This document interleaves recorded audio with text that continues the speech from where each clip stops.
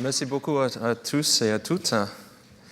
Je suis très heureux de démarrer la deuxième journée de cette conférence avec vous. Merci d'avoir renoncé à la plage ce matin et décidé de venir parler de e-commerce. On voit chez Google, on voit qu'il y a beaucoup de choses qui changent actuellement dans le monde de digital. Et j'imagine que ça transforme actuellement beaucoup de choses dans votre business. Et j'imagine que ça promouvoit aussi beaucoup de questionnements. Vous connaissez bien sûr bien mieux le monde du retail que nous. Ce n'est pas le cœur de notre métier. Même si on mène quelques expériences online maintenant avec le Google Store et même les magasins physiques. On a eu une annonce la semaine dernière avec le premier magasin Google à Londres. Mais c'est vrai que si vous attendez une leçon magistrale sur le retail ce matin, vous allez être un peu déçus. Mais sur les questions de digital, on s'y connaît des choses quand même. Donc mon objectif ce matin, c'est de partager avec vous ce que nous avons appris sur le monde digital pendant les derniers 12 mois et surtout vous aider à l'intégrer dans votre métier. Et pour le faire, je pense que l'exercice qu'on a décidé de faire, c'est vraiment de nous mettre dans vos chaussures. Si j'étais en retail en 2015 en France, quelles seront les tendances ou les changements dans le digital ou dans mon environnement que je maîtriserai? Il y a pas mal d'inconnus. On n'est pas sûr, par exemple, si l'e-commerce en France va évoluer dans exactement la même manière qu'on a vu en Angleterre ou en Allemagne. Est-ce que les Français vont avoir une tendance de faire plus online to store que l'e-commerce pur? Honnêtement, on n'est pas sûr. Mais il y a quand même quelques certitudes. La première, c'est que le passage au digital des consommateurs, c'est irréversible. Et le deuxième, c'est que le mobile rebatte toutes les cartes. Et nous sommes juste au début de cette révolution. On parle beaucoup de l'avenir comme si c'est les choses qu'on va voir dans le futur, dans 5 ans. Mais quand on regarde ce qui se passe actuellement en digital sur le mobile, par exemple, on voit que les conséquences et les nouveaux comportements des consommateurs sont là, sont sous nos yeux aujourd'hui. Par exemple, pour les consommateurs, de plus en plus, les jeux sont déjà faits avant même qu'ils mettent le pied dans vos boutiques. On va parler un peu plus dans quelques instants. Mais je pense que la première chose qu'il faut faire, c'est vous donner un peu de contexte. C'est vrai qu'il y a beaucoup de choses qui changent, mais j'ai également une excellente nouvelle pour vous. Les changements sont parfois assez massifs, mais les grands fondamentaux de retail, du commerce, que vous connaissez tous par cœur, vont rester les mêmes. Donc, pour réussir dans le retail, il fallait et il faudra maîtriser 4 choses.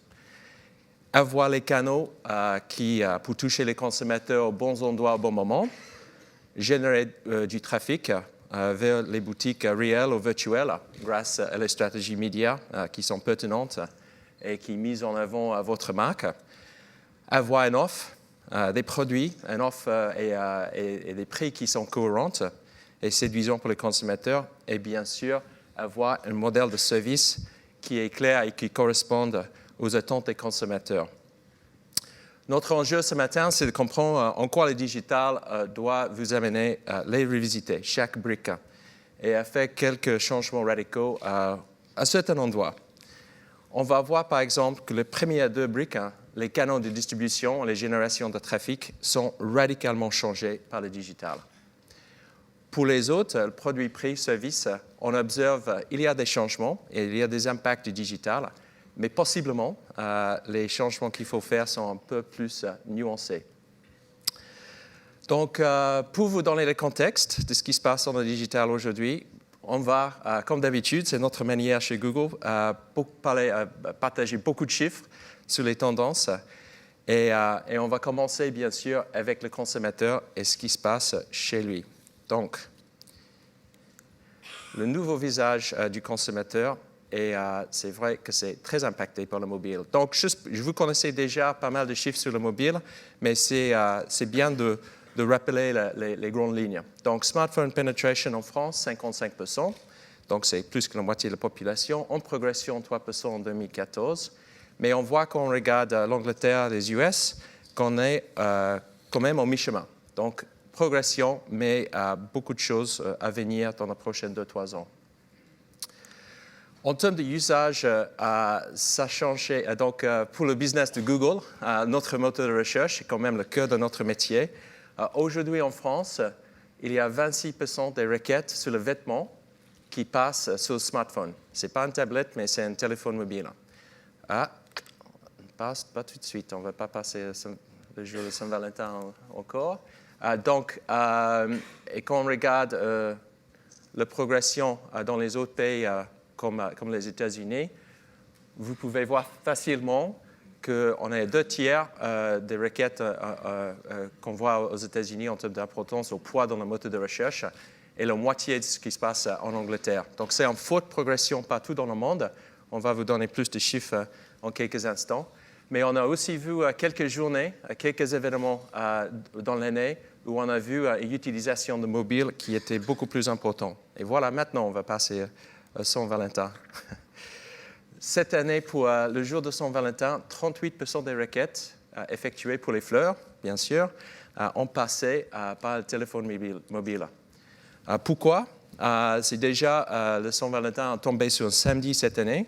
Et les Français, ils ont raison, ils ne travaillent pas le samedi, donc on n'est pas devant les ordinateurs autant que les autres jours. Donc, beaucoup plus de requêtes. En fait, on voit que les utilisateurs, ils utilisent l'écran le plus proche. Donc, s'il y a un ordinateur, ils vont utiliser l'ordinateur le plus proche et le plus large. Mais s'ils sont en mobilité, clairement, c'est le mobile qui gagne. On avait appris aussi, personnellement, j'ai appris dans le temps que les fleurs s'achètent le jour même. C'est mieux d'avoir les fleurs vraiment le jour de Saint-Valentin. Et même si c'est bien que ce soit livré par quelqu'un d'autre, c'est encore mieux si on les apporte soi-même. Donc, le comportement qu'on a vu, c'est commander en ligne, passer ou trouver un fleuriste en ligne, aller chez le fleuriste physiquement, prendre les fleurs et voilà, c'est la bonne recette. Également, juste avant Noël, on voit que dans les 48 heures juste avant Noël, où les gens sont moins confiants que les e-commerçants vont délivrer, on voit une explosion de mobiles pendant les gens descendent dans la rue pour acheter un cadeau pour leur mère et ils cherchent physiquement les magasins, les biens. Donc ça, c'est les chiffres qu'on voit pour la population à sens large. Mais également, c'est vrai que quand on regarde plus en détail les jeunes, on voit un peu l'avenir, le visage de l'avenir. C'est vrai que le mobile, c'est un appareil qui est très personnel. On ne le partage pas avec personne d'autre. On le garde sur soi quasiment 24/24 et ça acte de plus en plus comme la passerelle entre la vie virtuelle et la vie réelle. C'est vrai pour tout le monde, mais c'est encore plus vrai pour les jeunes. Qui font aujourd'hui toute manière de shopping en ligne. Et on pense qu'un bon exemple, c'est Tinder. Donc, il n'y a probablement pas un choix plus personnel dans la vie des gens que trouver un compagnon. Mais on voit aujourd'hui que les jeunes sont très contents de chercher les gens sur Tinder. Et puis après, ça se transforme comme transaction dans la vie réelle, clairement. Voilà. Donc, mobile, 24/24, très personnel, et on voit les effets online to store qui deviennent de plus en plus importants. Ces nouveaux usages ouvrent des opportunités de connecter avec le digital qui sont nouveaux. Et on voit chez Google encore pour le moteur de recherche en France une progression dans deux sens. Donc, vous pouvez voir que les recherches qu'on voit sur le desktop ont progressé depuis 2010 et ça continue. Mais on voit une explosion en utilisation du mobile. Et on compte tablettes dans les requêtes ordinateurs. Donc, on voit en termes d'utilisation, les tablettes sont plus ou moins comme les ordinateurs, mais le mobile, c'est autre chose. Donc, les usages du mobile aujourd'hui sont incrémentaux par rapport au volume total des recherches. Et on a vu les requêtes sur mobile multipliées par 15 fois sur les derniers 4 ans. Donc avant, nous étions simplement connectés depuis notre ordinateur, mais finalement, le mobile ajoute des moments de connexion qui sont assez complémentaires et bien sûr en mobilité. Donc là, on a vu quelques changements dans l'écosystème côté utilisateur. Et la question maintenant, c'est comment ça impacte les piliers du retail. Les canaux de distribution on commence par l'impact des canaux de distribution, et puis on va regarder les autres briques. Depuis les années 2000, on avait tous construit les sites web parce qu'on a vu une basculation, une explosion de l'utilisation du web par les consommateurs.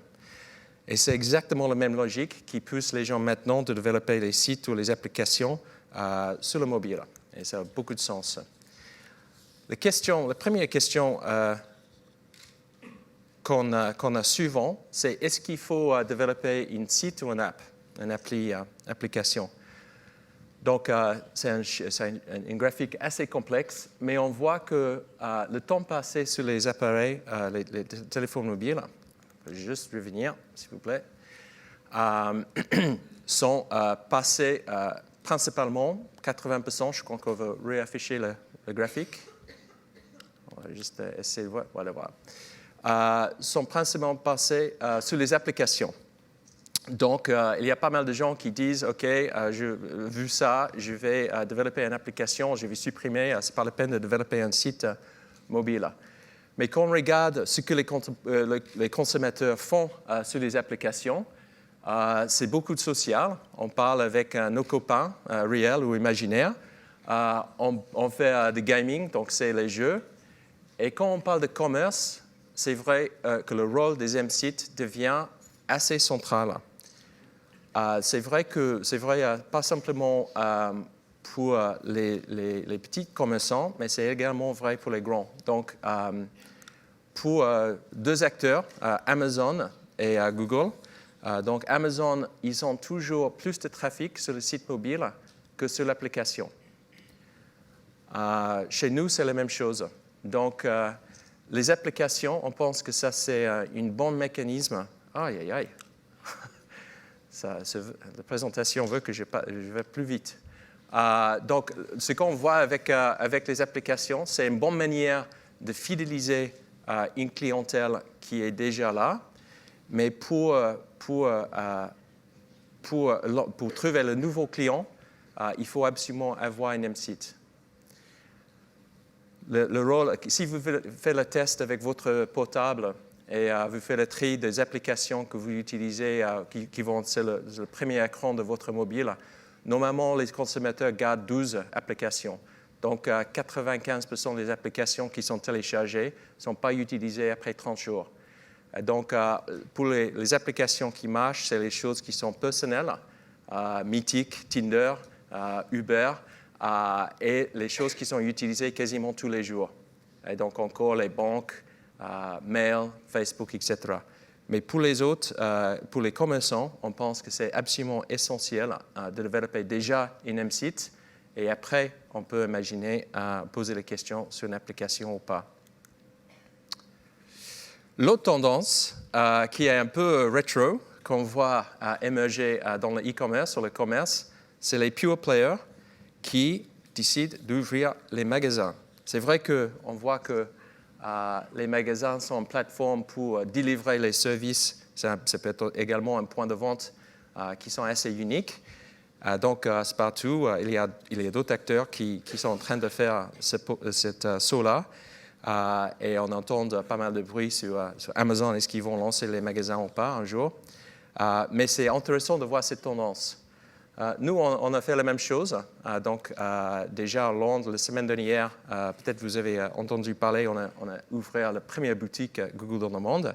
On avait déjà fait les stores, dans les stores avec Fnac en France depuis l'année dernière. Et on voit que même si on croit énormément dans le digital, il y a un rôle pour les magasins. Et ça peut être une bonne plateforme pour que les consommateurs découvrent les produits, s'attachent émotionnellement. Puis après, c'est une question de est-ce qu'il prend le bien sur place ou avoir les choses livrées. Donc, donc ça a une tendance, mais on va voir dans quelques instants que ce n'est pas une tendance qui est généralisée. Donc, les canaux de distribution, les parcours des consommateurs sont devenus assez complexes quand même. Ça, c'est le vie. Le vie était assez simple finalement en 2010 parce que le parcours des clients sur l'Internet était linéaire. On avait vu une publicité soit sur la télévision ou soit sur l'Internet. On a ensuite allé sur un site et acheté les choses. Mais on a vu avec l'explosion des écrans pendant les derniers 4 ans que les canaux sont de plus en plus complexes. En fait, chez nous, quand on parle de parcours client maintenant, ce n'est pas une idée d'avoir un parcours, même ça, l'idée derrière cette graphique, c'est que le parcours reste assez linéaire. On ne va pas parler des Galeries Lafayette encore, mais ce qu'on voit actuellement, c'est que les parcours sont beaucoup plus complexes. C'est vraiment l'idée de construire les carrefours dans les moments qui comptent, mais accepter que les utilisateurs vont arriver au magasin, utiliser mobile en magasin et passer en ordinateur après. Donc les parcours sont très complexes entre tous ces canaux. Et c'est une question centrale pour les retailers parce que c'est bien d'avoir tous les canaux, mais la question c'est comment ces canaux marchent ensemble. Donc, quels sont les points clés et quels sont les moments qui comptent le plus et comment j'attribue la valeur à chaque instant. C'est un travail qui est assez complexe, mais aujourd'hui, un acteur français a réussi à le faire. Il s'agit de Galeries Lafayette, avec qui nous avons mis en place un dispositif de mesure assez innovant afin d'analyser le parcours d'achat des clients en KT du groupe de mode. Donc, voilà les résultats. Donc, vous vous souvenez la proposition de valeur des grands magasins, trouvez tout ce que vous voulez à un seul endroit. Donc, aujourd'hui, cette proposition n'a pas changé, mais l'espace concurrentiel a assez intensifié et le digital maintenant, c'est un vecteur nécessaire pour générer du trafic en magasin. Donc, le dispositif de Galeries Lafayette mis en place, c'était avec Google Analytics, permettre de mesurer exactement le parcours des utilisateurs, uniques, identifiés ou reconnus sur le desktop, sur le site mobile et en magasin. Donc, on voit 3 choses. Déjà, c'est l'importance de l'online store pour les clients de Galeries Lafayette. On a vu que 20% des transactions, et pour ces gens qui étaient encartés déjà, 20% des transactions du magasin ont été précédées par une visite en ligne. La deuxième chose, c'est 20% de ces visites, des visites qui étaient en ligne, passaient par les téléphones mobiles. Et la dernière chose qu'on a appris, c'est que 50% des visites depuis un smartphone précédant les transactions ont eu lieu le jour même que l'achat. Donc, on voit clairement que le mobile joue un rôle dans le parcours et ça influence les achats des consommateurs. Donc, quelles sont les conclusions que le Galeries Lafayette a tirées de cette étude? La première, c'est parce que ça permettait de voir l'impact clairement du digital sur les ventes en magasin.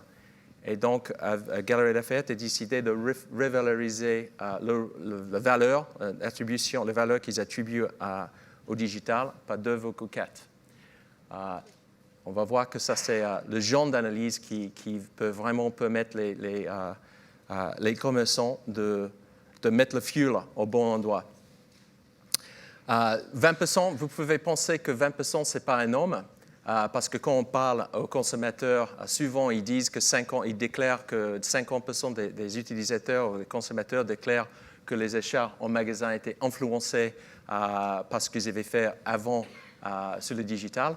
Mais c'est la première fois en France qu'on a vu une attribution claire, solide et précise sur les gens connus. Donc, c'était une étude qui était super intéressante. Donc, une fois qu'on a développé les canaux, on a les bons canaux en place, on a un M-site, on a décidé s'il faut ouvrir les magasins physiques ou pas. La deuxième question, c'est vraiment comment je génère du trafic au magasin, aux boutiques en ligne ou offline dans ce monde digital. Le digital change la manière dont les consommateurs s'informent, c'est clair. Juste pour vous donner un exemple français déjà, on a vu depuis 2004 que quand les gens achètent une voiture, en 2004, ils faisaient 5 visites en concession avant d'acheter une voiture. Aujourd'hui, en France, c'est 1,2 visites. Donc, le rôle du concessionnaire reste central parce que les gens passent en concession pour acheter une voiture, mais ils arrivent super bien informés, ils ont déjà fait la recherche et ils ne sont pas là pour poser beaucoup de questions sur la voiture, mais ils sont là pour sélectionner les couleurs, poser quelques questions très techniques, demander si la voiture qu'ils cherchent est en stock, etc.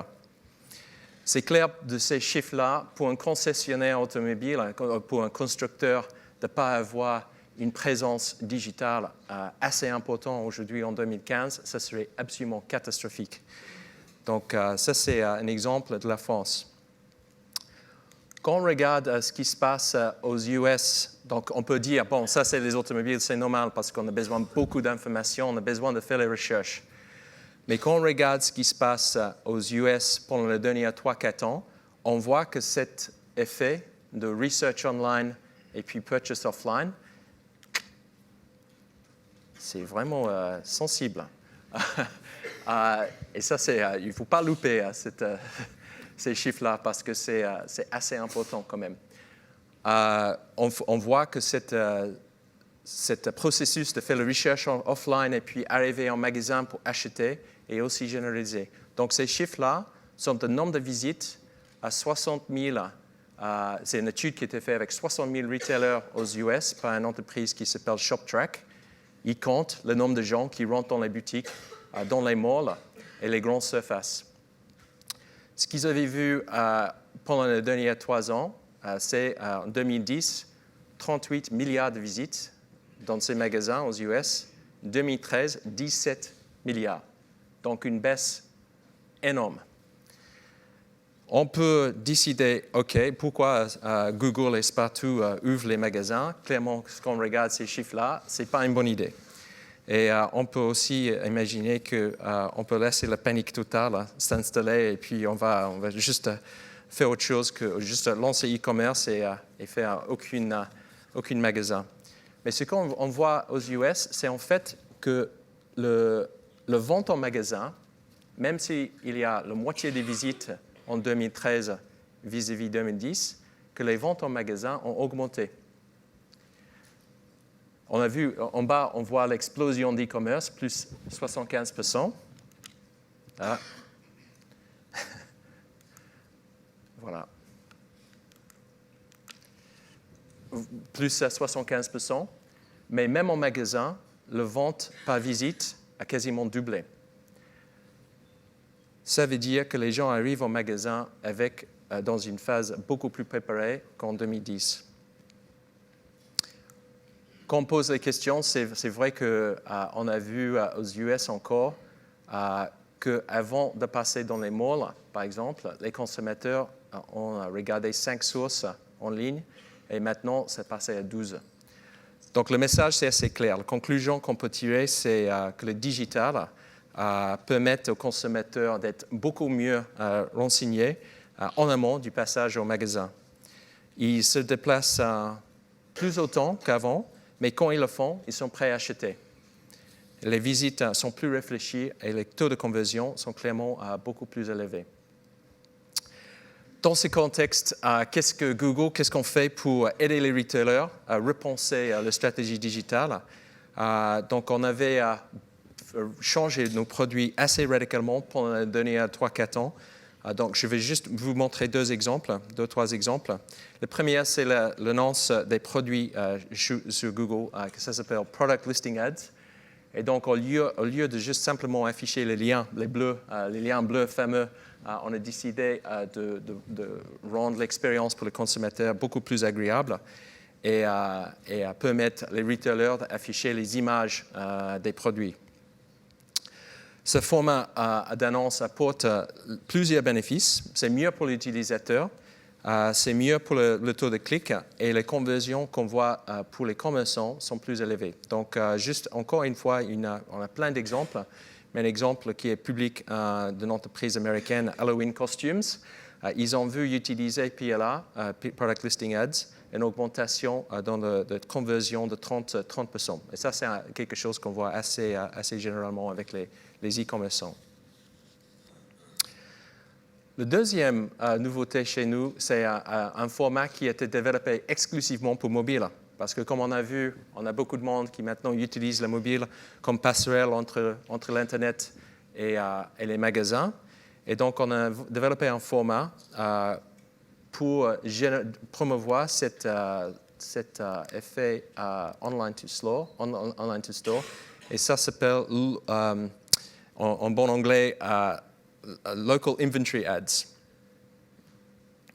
Donc, encore une fois, pour le consommateur, il y a Darty, Boulanger, etc., qui utilisent le format en France. Et l'idée, c'est quand l'utilisateur cherche un bien, on peut géolocaliser le magasin le plus proche et guider avec la carte, avec Google Maps, le consommateur dans le magasin.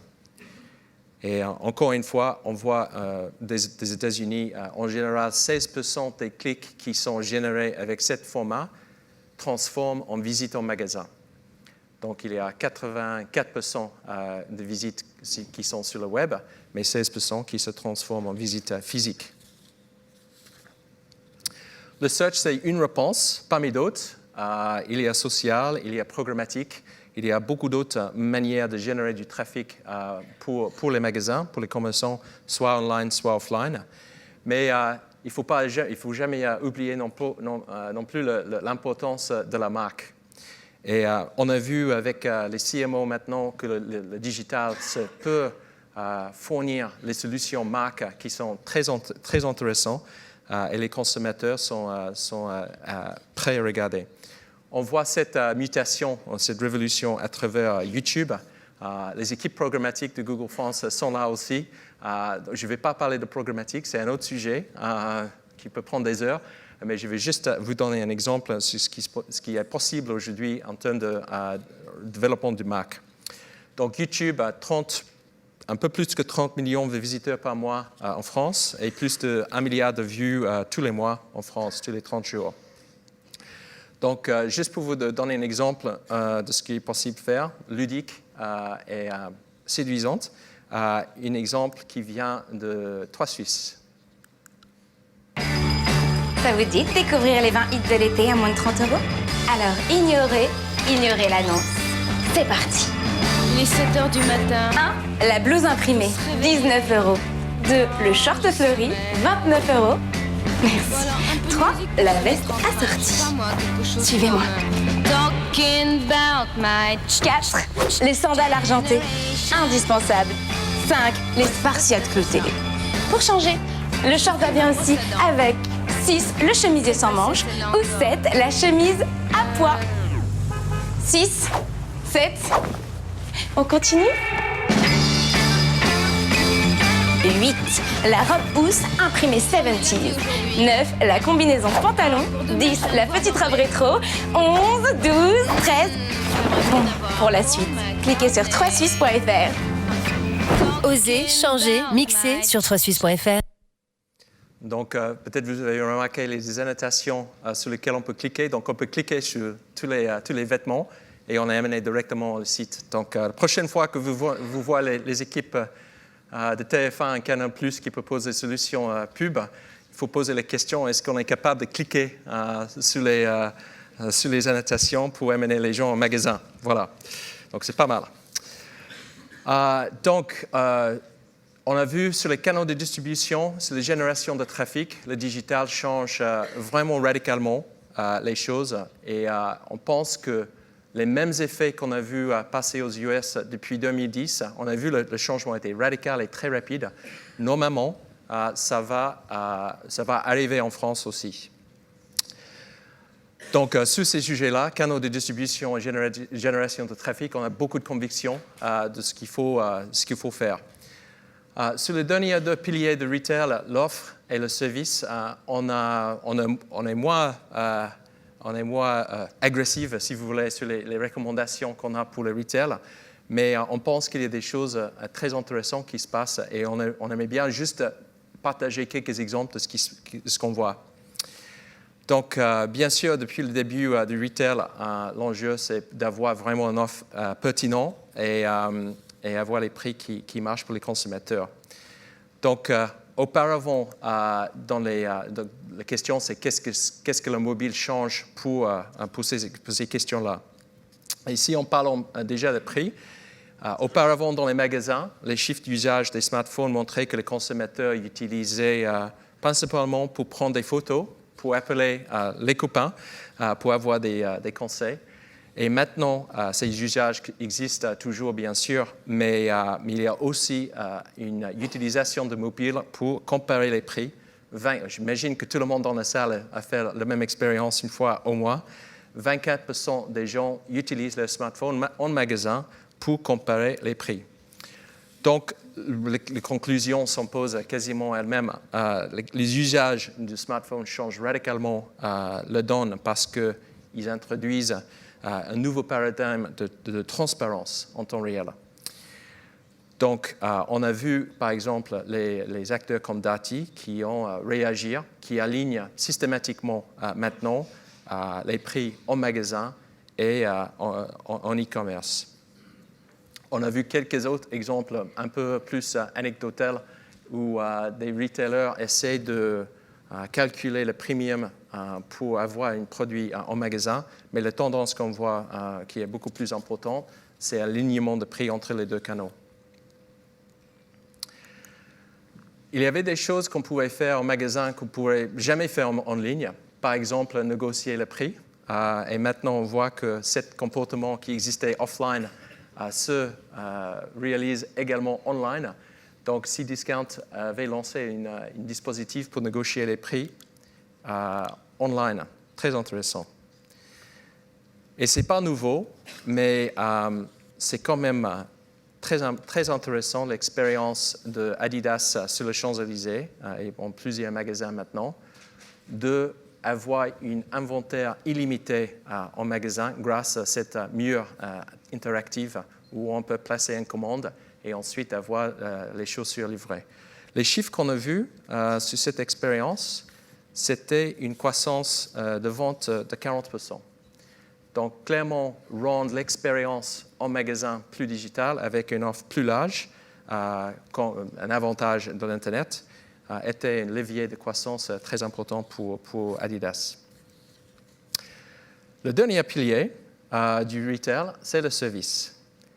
Et c'est la valeur ajoutée des commerçants, finalement, ce qui peut faire la différence entre les autres piliers à maîtriser. Donc, cet élément évolue également grâce à de nouveaux usages. Et on voit que pour commencer, que le digital, maintenant, ça peut être une manière d'accompagner les consommateurs en magasin. Donc, encore une fois, le téléphone mobile joue un rôle assez important. Et on voit que sur le téléphone mobile, que 30% des requêtes qu'on voit actuellement en France ont un contexte local. Donc, les gens cherchent les choses autour d'eux. Donc, le téléphone peut être utilisé déjà comme une guide pour trouver le bon magasin dans les grandes surfaces ou les malls et même aller plus loin et trouver exactement le produit qu'on cherche. On a vu quelques exemples. On a travaillé avec Google Maps Indoors, avec les forums des Halles et ensuite avec Carrefour et Fnac. Donc, on voit la même chose utilisée par plusieurs retailers maintenant en France. Donc, une fois qu'on a trouvé le produit, le bon magasin, le smartphone peut être également un facilitateur pour l'achat et pour le passage en caisse. Donc, on voit que 15% des utilisateurs en France aujourd'hui scannent les barcodes en magasin pour avoir plus d'informations, le prix, etc., sur le produit. Et plusieurs grandes enseignes ont déjà développé les applications qui permettent de faire son panier de courses en scannant le produit sur son mobile. par exemple Carrefour Market avec l'appli Scan & Go, Scan & Go d'Auchan. L'avantage de ces dispositifs pour le commerçant, c'est de limiter les investissements dans les systèmes additionnels parce que c'est vrai que le consommateur a déjà l'équipement qu'il faut dans les poches. Un autre avantage du mobile, c'est la capacité d'offrir un service très personnalisé. Donc voilà un exemple qui vient de Klépierre et avec son Inspiration Corridor. Donc juste pour vous donner l'explication pour l'expérience en quelques mots, une consommatrice achète un produit, par exemple dans une boutique, elle achète des chaussures. Ensuite, elle paye avec son smartphone et le système reconnaît le modèle de chaussures qu'elle avait acheté. On leur propose alors d'aller dans cette couloir d'inspiration pour avoir les propositions sur les vêtements qui iront bien avec ces chaussures. Et vous voyez que là, elle est en train d'interagir avec l'écran. Et ensuite, si elle choisit bien ce qu'elle veut faire, normalement, elle va avoir les produits sur son smartphone et un map qui guide le consommateur pour aller acheter ce qu'il cherchait dans le magasin qui correspond. Un autre phénomène, c'est celui du personal shopper. Un exemple de Topman, le site de vente de vêtements anglaise, on a lancé un dispositif avec eux sur Google+. Et l'idée, c'est j'identifie le genre de style que je veux avoir. Et puis après, j'ai un personal shopper online qui m'aide à choisir la gamme et l'offre qui me correspondent. Et après, donc c'est un service qui existait que offline avant, qui existe online aujourd'hui. Et puis, je peux rester chez moi et voilà, tout est délivré. Et normalement, ça va aller bien. Donc, très innovant. Pas donné, ces dispositifs-là, mais c'est intéressant de voir les tests que les retailers font aujourd'hui sur ces sujets. Donc, en conclusion, on a quelques recommandations et quelques questions qui émergent de cette analyse de ce qui se passe avec les consommateurs. Donc, sur les canaux de distribution, soyez présents sur le mobile. Aujourd'hui, en France, 25% des grands retailers n'ont pas un site transactionnel sur le mobile. Il y a 2-3 ans, on avait dit que c'est un peu comme, en 2010, c'était un peu comme si on fermait notre site un jour par semaine, de ne pas avoir un site transactionnel sur le mobile. Aujourd'hui, c'est quasiment 2 jours par semaine. Dans 2 ans, ça va être 4 jours par semaine. Et dans 3 ans, il faut simplement fermer la boutique complètement si vous n'avez pas un site interactif, transactionnel pour le mobile. Donc, s'il vous plaît, c'est le moment de le faire. C'est super important pour générer les ventes, pas simplement en ligne, mais également en magasin. Les questions qu'on se pose pour les pure players maintenant, on voit qu'il y a quelques expériences. Et la question, c'est est-ce que, même si la tendance est moins de boutique physique, est-ce qu'il y a un rôle pour un asset offline dans votre business? Sur la génération de trafic, soyez présent déjà online parce que c'est vrai que la bataille maintenant pour le consommateur est souvent faite avant qu'ils arrivent en magasin. On a vu ça avec l'automobile, on a vu ça également avec ce qui se passe aux US dans les malls.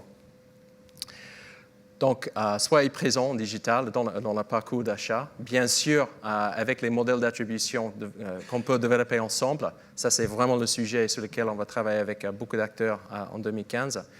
Et donner la visibilité également sur l'Internet à vos produits présents au magasin.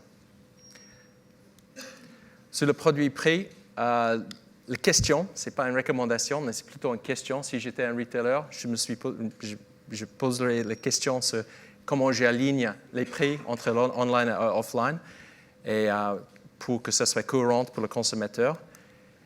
Et également, voir si on peut complémenter l'expérience au magasin avec une offre plus large, virtuellement livrée comme Adidas avait fait sur les Champs-Élysées. Et le dernier brique, c'est développer les services mobiles pour accompagner les achats en magasin. On voit qu'il y a une explosion de modèles qui émergent maintenant en France. C'est très intéressant. Comme on avait dit, on voit beaucoup d'expérimentation. On n'a pas encore vu les solutions solides et parfaites émerger, mais il y a beaucoup d'expérimentation en place. Et la dernière chose, c'est assurer qu'on a suffisamment d'informations sur le mobile pour vos clients pour leur proposer le service personnalisé. Trouver le bon magasin, trouver l'article, trouver et avoir les services complémentaires. Donc voilà, ça c'est un peu un résumé de ce qu'on a vu changer pendant les derniers 12 mois et les sujets sur lesquels on pense que c'est très important de travailler en 2015. Je ne sais pas si on a le temps pour... On a le temps. S'il y a des questions, Annick, les commentaires qui viennent de la salle, on est là toute la journée, bien sûr.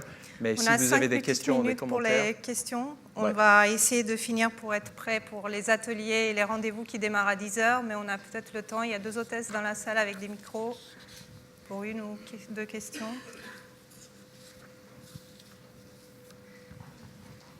Une question ici. Oui, bonjour, Nicolas Gère de Connexence. Une question, vous avez dit qu'il y avait 24% des consommateurs qui utilisaient les smartphones pour regarder les prix en magasin. Aux États-Unis, lors du Big Show de la NRF, ils annonçaient que le showrooming était en baisse, en fait. Est-ce que c'est quelque chose que vous partagez comme vision? Est-ce que vous l'avez vu en Angleterre, par exemple? Non, pas. Ça, c'est surprenant. C'est possible on n'a pas vu, mais c'est possible qu'aux US, maintenant, ils ont déjà fait le showrooming avant d'arriver en magasin. Ils ont fait la recherche sur les prix, etc. Parce que c'est vrai, s'ils ont regardé 5 sources d'informations avant, maintenant c'est 12. Et les questions de prix se posent avant qu'ils soient arrivés en magasin, c'est possible. C'est ce qu'ils avaient l'air de dire, oui. En fait. D'accord.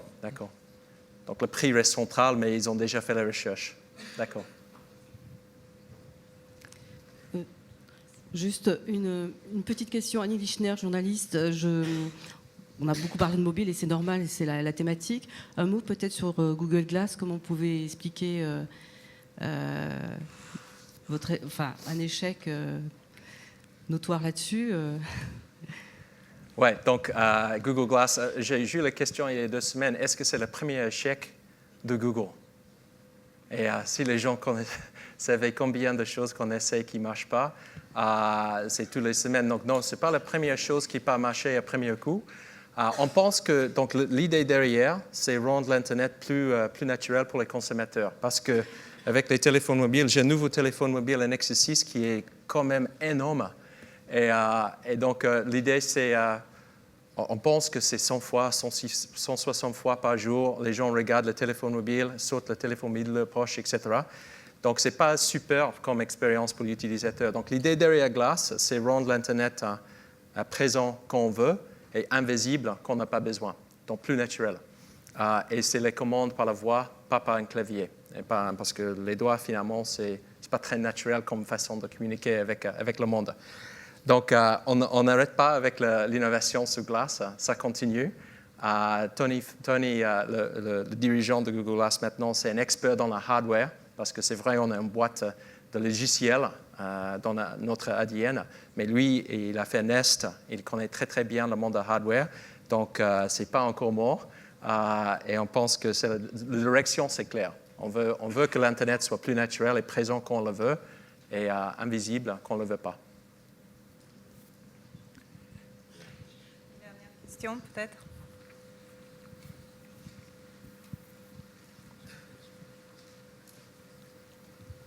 Au milieu de la salle et devant.